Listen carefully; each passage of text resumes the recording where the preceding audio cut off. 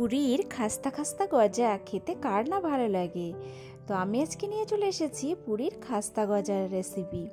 তো কেউ কিন্তু স্কিপ করবে না, সবাই দেখে যাবে ভিডিওটা। দেখো, প্রথমে আমি এখানে একটা ডো বানিয়ে নিয়েছি। ডোটা হলো ময়দা দিয়ে বানিয়েছি, আর ময়দার সাথে আমি সামান্য কালো জিরে, একটু স্বাদ মতো লবণ আর ঠান্ডা জল দিয়ে আমি কিন্তু ময়দাটা ভালো করে মেখে 15 মিনিট রেস্টে রেখেছিলাম। তারপরে সেই ময়দাটা থেকে আমি 3টে লেচি কেটে নিয়েছি। দেখো, প্রথমে আমি 3টে লেচিকে রুটির মতো বেলে নেব। রুটি যদি সোজাও না হয় তাও কোনো সমস্যা নেই, মোটামুটি একটা পাতলা রুটির মতো বেলে নিলেই হবে। তারপরে আমি এইখানে এই 3টে রুটি পরপর কিন্তু সমানভাবে বেলে নেব। আর দেখো, আমার কিন্তু একটু জড়িয়ে জড়িয়ে যাচ্ছিল, তো তোমরা চাইলে এখানে ময়দার ব্যবহারও করতে পারো, আবার একটু চাইলে বেলনে একটু তেল লাগিয়ে নিতে পারো। একটু তেল লাগিয়ে নিলে ভালোই হয়। তারপরে আমার দেখো একটা বেলা হয়ে গেছে। তো আমি এইভাবে করে 3টে রুটি বেলে নেব সুন্দর করে। তারপরে দেখো, আমার রুটিগুলো কিন্তু বেলা হয়ে গেছে। আর এইবারে আমি এই যে বাটিতে থেকে যে লিকুইডটা দিচ্ছি, এই লিকুইডটাতে আছে সাদা তেল আর কর্নফ্লাওয়ার, আমি আগে থেকে গুলে রেখেছিলাম। আর এই সাদা তেল আর কর্নফ্লাওয়ারটা দিয়ে ভালো করে পুরো রুটিটার উপরটা দিয়ে দিতে হবে। দিয়ে তার উপরে আর একটা রুটি দিয়ে দিতে হবে। দিয়ে দেখো, এই যে কিনারাগুলো আমি একটু সেট করে দিচ্ছি যাতে সমান সমান হয়ে থাকে। তার উপরে ওই যে রুটিটা দিলাম সেটার উপরে আরও একটা পলপ আমি দেব, যেটা আবার ওই একই লিকুইডটা দিয়ে দিলাম। দিয়ে পরের যে শেষ রুটিটা ছিল সেটাও কিন্তু আমি দিয়ে ভালো করে কিনারাগুলো ঢেকে দিচ্ছি। দেখো, এইভাবে করে করলে তোমরা গুজিয়া কিন্তু সহজেই বাড়ি তৈরি করে নিতে পারবে। এটাকে অনেকে গুজিয়া বলে, অনেকে পদ্মগজা বলে। তো আমি এটাকে পদ্মগজা নামেই বেশি চিনি, যেহেতু এটা মেলায় যখন বিক্রি হয় ওই দোকানদার কাকুরা বলে এটার নাম পদ্মগজা। তারপরে আমি এটা ভালো করে বেলে নেব। প্রথমে কিন্তু ওই লিকুইডটা দেব না উপরে, তেলটা, না হলে বেলতে পারবে না। তোমরা যতটা পাতলা করতে পারো এদিক থেকে ওদিক থেকে টেনে টেনে ততটাই পাতলা কিন্তু তোমরা করে নিতে পারো। তো আমি এইখানে এই চপিং বোর্ডের উপরে করে বেলছি। তো আমার মোটামুটি যতটা পাতলা করার আমি করে নিচ্ছি। আর এইভাবে দেখো, আমার রুটিটা একটু পাতলাও হয়ে গেছে। যত পাতলা হবে না তত এই যে পাপড়িগুলো সুন্দরভাবে ছেড়ে দেবে। আর এই যে লিকুইডটা করেছি তেল দিয়ে আর কর্নফ্লাওয়ার দিয়ে, এটা দেওয়ার কারণে যখনই আমি তেলের ভিতরে পদ্মগজাগুলো ছেড়ে দেব সুন্দরভাবে ছেড়ে যাবে, জানো তো।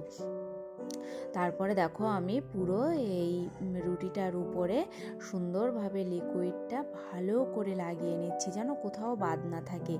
যেখানে বাদ থাকবে সেখানে কিন্তু জোড়া লেগে থাকবে, তেলে যতই দাও তাও কিন্তু ছাড়বে না। তারপরে দেখো, আমি হালকা করে পাতলা পাতলা করে একদম সরু সরু করে গোল করে লেচি করে নিলাম। পুরো ওই রুটিটা মুড়িয়ে নিলাম, নিয়ে উপর থেকে একটু জল দিয়ে আটকে দিয়েছি। জল দেওয়ার কারণ হলো, শেষটায় যদি আমি তেলের ওই লিকুইডটা দিই তাহলে কিন্তু আর ওইখানটায় ছেড়ে যাবে, পদ্মর যে শেপটা সেই শেপটা কিন্তু থাকবে না। তারপরে আমি দেখো ভালো করে একটু লম্বা করে নিয়ে ছুরি দিয়ে বেশ সাইজ মতো, আমার মতো আমি সাইজ করে একটা কেটে নিয়েছি। তোমরা যেমন সাইজ পছন্দ করবে সেভাবে কেটে নেবে। আর দেখো, স্তরগুলো সুন্দর দেখা যাচ্ছে। তো এইভাবে করে আমি এইগুলো একটু সাইড করে দেবো, দিয়ে একটা একটা করে সুন্দর করে বেলে নেব। আর এই বেলাটা কিন্তু একদম সমান হাতে বেলতে হবে, কোনো সাইডে মোটা বা সরু থাকলে হবে না, একদম পাতলা হয়ে যাবে। দেখো, দেখতে পাচ্ছ তো বন্ধুরা কেমন সুন্দর হয়েছে। তো এইভাবে আমি আবার একটা বেলে নেব, বেশ কিছুটা আমি এইভাবে বেলে বেলে রেখে দেব। তারপরে বেশ কটা আমার বেলা হয়ে গেলে আমি তেলটা বসিয়ে দেব। দেখো বন্ধুরা, কত সুন্দর কিন্তু বেলা হয়ে যাচ্ছে। এখানে তোমরা চাইলে আটার ব্যবহার করতেও পারো, আবার চাইলে সামান্য একটু তেল দিতে পারো। তো আমার যেহেতু বেলনে একটু তেল ছিল, তো তার জন্য আর কিছু করা লাগেনি, দেওয়া লাগেনি। তারপরে আমি গ্যাসটার কিন্তু ফ্লেমটা ধরিয়ে দিলাম। আর গ্যাসের ফ্লেম সবসময় থাকবে একদম লো, মিডিয়ামও না, পুরো লোতে করেই কিন্তু এটা ভাজতে হবে। দেখো আমি কিন্তু একটু দিয়ে দেখছিলাম তেলটা আমার অতটাও কিন্তু গরমই হয়নি এখনও। আর এই পরপর আমি এবারে দিয়ে দিচ্ছি, দিয়ে এই যে হালকা হাতে একটু নেড়ে দেবো, যাতে তেলগুলো ভালো করে ওই যে পর্দের যে স্তরগুলো হয়েছে সেই স্তরগুলোর ভিতরে ঢুকে যেতে পারে। তো দেখো আমি কিন্তু আস্তে আস্তে এবারে একটু নেড়ে দিচ্ছি, আর সামান্য সামান্য কিন্তু তেলটা গরম হচ্ছে। আর এই যে ছুরি দিয়ে আমি একটু ওই যে পদ্মের যে পাপড়িগুলো, সেই পাপড়িগুলো একটু নাড়িয়ে দেওয়ার চেষ্টা করছি। কিন্তু অটোমেটিকই ওটা যখন তেলটা গরম হয়ে যাবে ভিতরে ঢুকে পাপড়িগুলো ছেড়ে দেবে, তোমরা দেখতেই পাবে। দেখো এইভাবে কিন্তু ভেজে নিতে হবে, আলতো আলতো করে, আস্তে আস্তে, কোনো সময় কিন্তু ফ্লেমটা জোরে দিলে হবে না। তো এইভাবে আমি ভেজে নিচ্ছি। বন্ধুরা, তোমরা যদি আমার এই ট্রিক্স ফলো করে বাড়িতে তৈরি করতে পারো, তো একবার তৈরি করে মোটামুটি 1 মাস কিন্তু হামেশাই চলে যায়। আর বাচ্চাদের এই ধরনের খাবার দিলে তারা কিন্তু বেশ পছন্দ করে।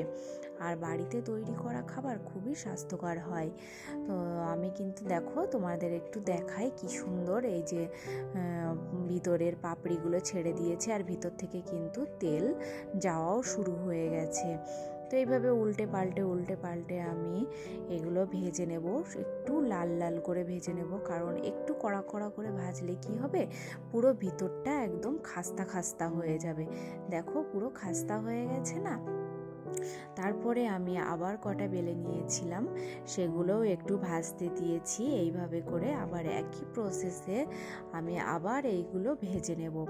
তো বন্ধুরা, তোমরা যদি চাও এইভাবে কিন্তু বাড়িতে করতেই পারো সুন্দরভাবে। আর তারপরে কিন্তু আমি এইগুলো খেজুরের গুড় একটু জাল করে নিয়েছিলাম, সেই জাল করে তার উপরে দিয়ে একটু ঘুরিয়ে নিয়েছিলাম।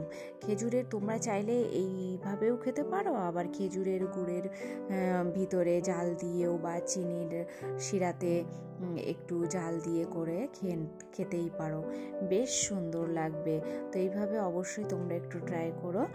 আর আমার ভিডিওটা কেমন লেগেছে অবশ্যই একটু কমেন্ট করো। তোমাদের একটা কমেন্ট আমার একটু ভিডিও বানাতে অনেক উৎসাহ করে। আর এইভাবে পাশে থেকো একটু তোমরা, সবাই ভালো থেকো।